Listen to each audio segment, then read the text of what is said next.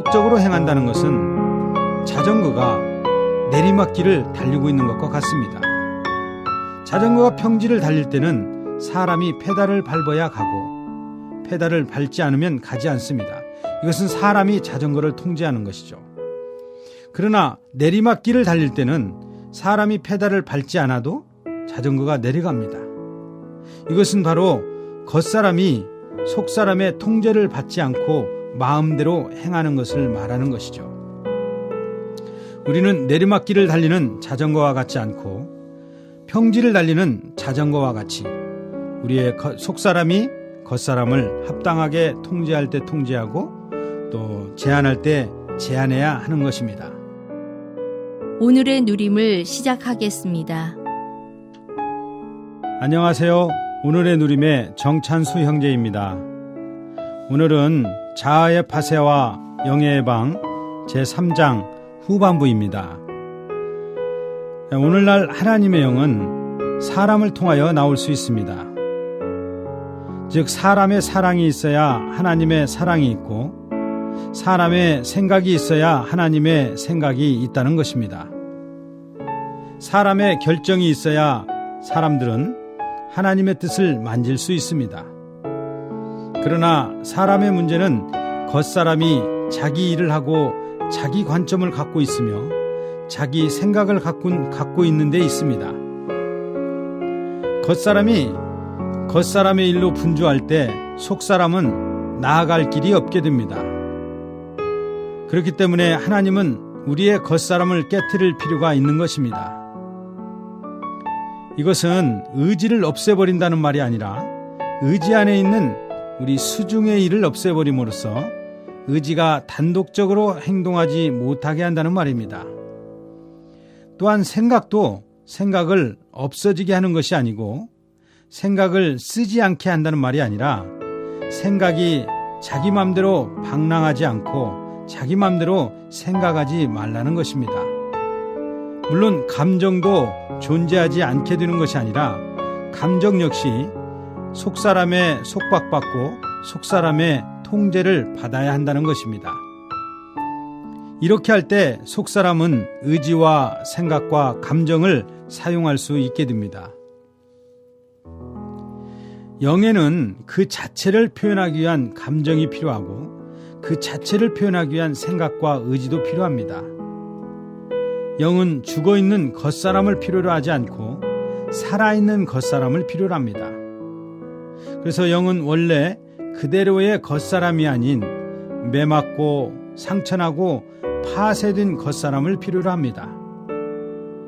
오늘날 가장 큰 문제는 하나님의 영이 우리 몸에서 출구를 얻지 못하는 데 있습니다. 하나님의 영은 우리의 영 안에 거하시죠. 그러나 하나님의 영이 우리의 영으로부터 나올 수 없는 이유는 바로 우리 겉사람이 이미 다른 것으로 채워져 있고 심지어 수중의 일로 채워져 있기 때문에 하나님께서 우리에게 긍휼을 베푸사 우리 겉사람을 파쇄시키고 속사람이 나오는 출구를 얻을 수 있기를 기도해야 합니다. 우리가 하나님을 섬기려면 반드시 하나님 앞에서 이 기본적인 다룸을 받아야 합니다. 우리 겉사람이 파쇄되지 않았다면 주님은 우리에게서 출구를 얻지 못하십니다. 주님은 우리 겉사람을 통해서만 다른 사람에게 미치십니다. 겉사람이 파쇄된 사람은 안팎이 일치된 사람이고 겉사람이 속사람의 통제를 받는 사람입니다.